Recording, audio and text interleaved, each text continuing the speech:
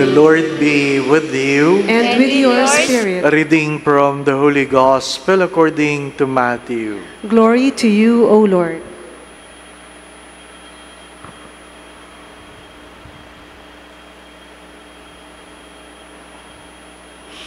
Jesus said to his disciples, "Not everyone who says to me, 'Lord, Lord,' will enter the kingdom of heaven, but only the one who does the will of my Father in heaven.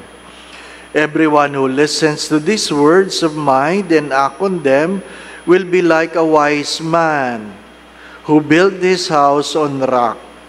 The rain fell, the floods came, and the wind blew and buffeted the house, but it did not collapse. It had been set solidly on rock. And everyone who listens to the words of mine but does not act on it will be like a fool who builds his house on sand.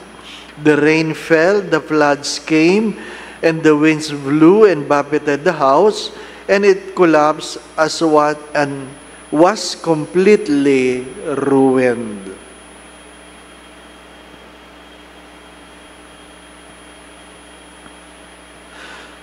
The Gospel of the Lord. Praise to you, Lord Jesus Christ.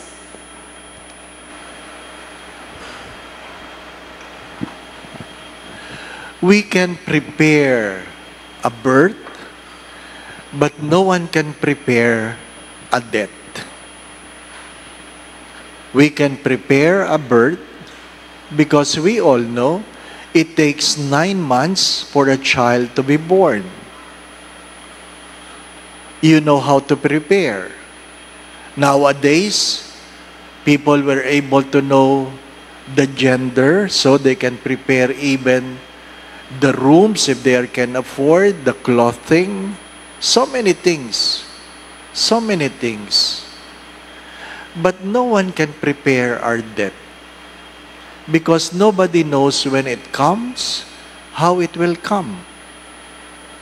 Maybe you can prepare the clothes you want to wear in your coffin, but it will depend on who will take care of the preparation. Doon sa isang parokya, sabi ng isang matanda, "Father, gusto ko naka-brown ako.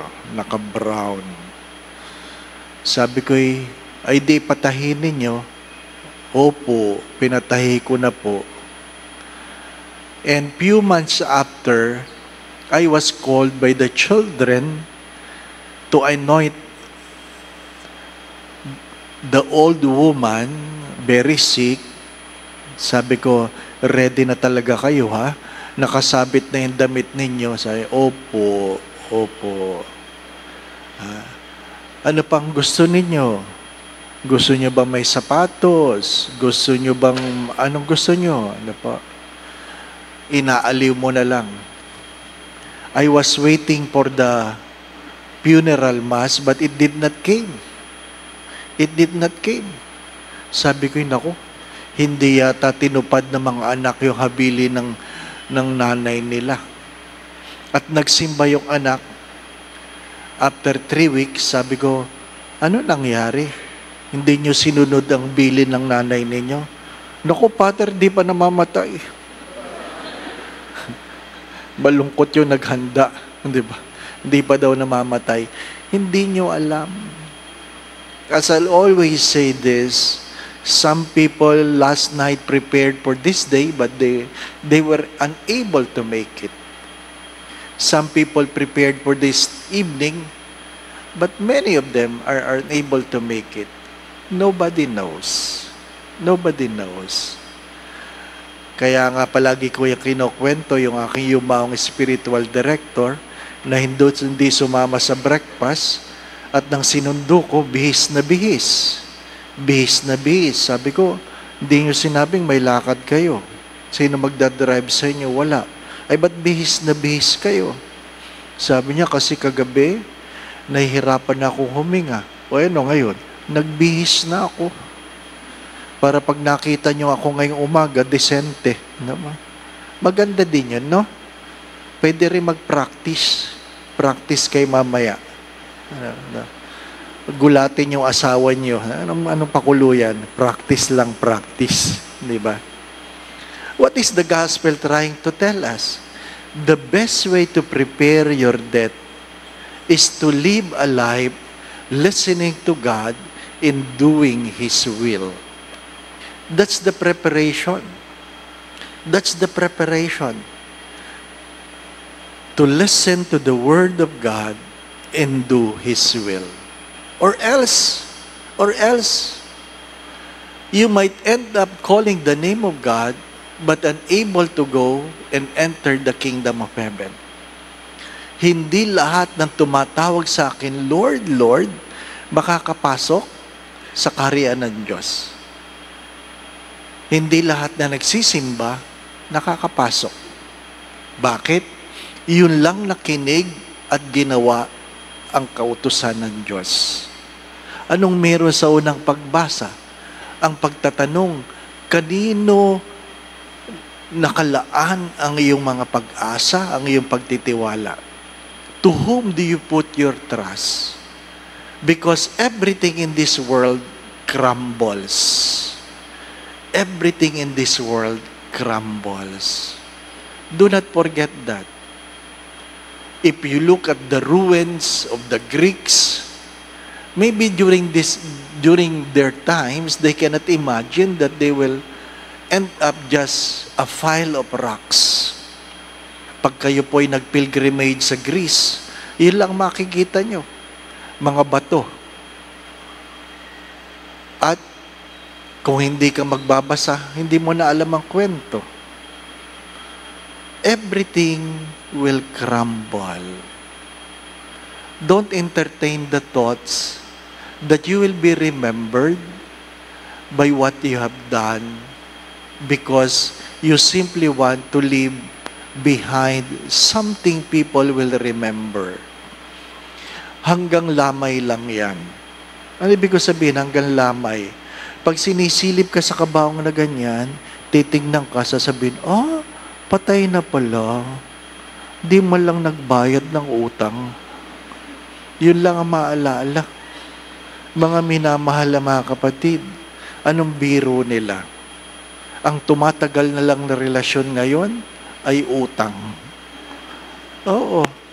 Yung mga mag-asawa, napakadali na maghiwalay. Pero yung utang, hindi nababayaran, no? Bakit? Feeling ng marami, hindi ko yan responsibilidad. My dear friends,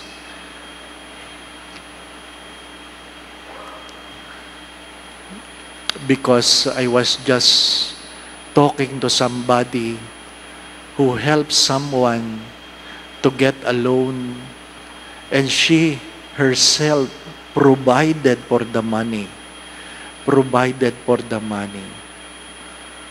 Up to now, hindi siya nababayaran. Sabi niya, Father, nagmagandang loob naman ako. Ang malungkot na kwento, ako ngayon na nagbabayad ng interest ng inutang niya.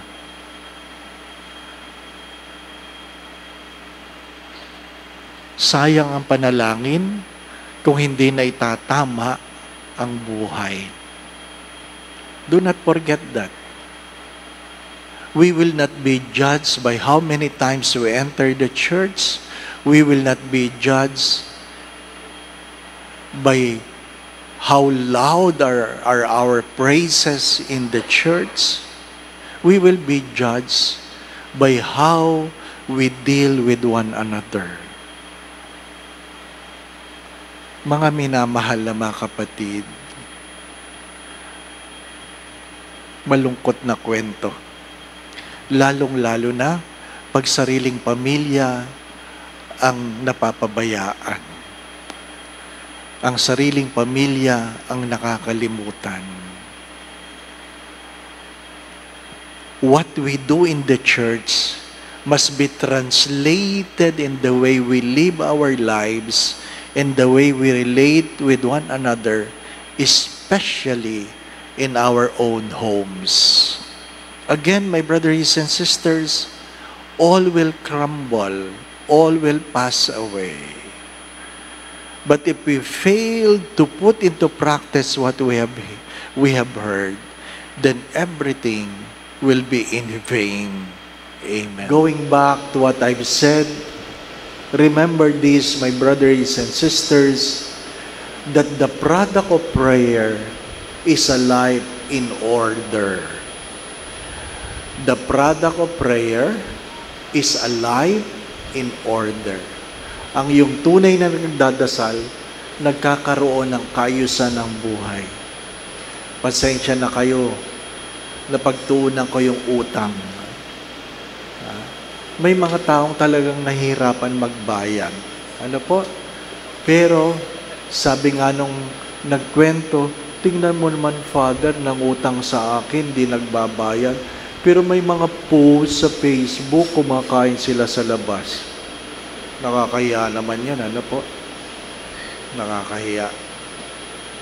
Mahirap tayo, marami sa atin palabas. Again, my brothers and sisters, to whom you put your trust, at the end, life will be judged in the way we order our lives. The Lord be with you. And with your spirit. And may Almighty God bless you and your family, the Father, the Son, and the Holy Spirit. Amen. We go in peace to love and serve the Lord. Thanks be to God.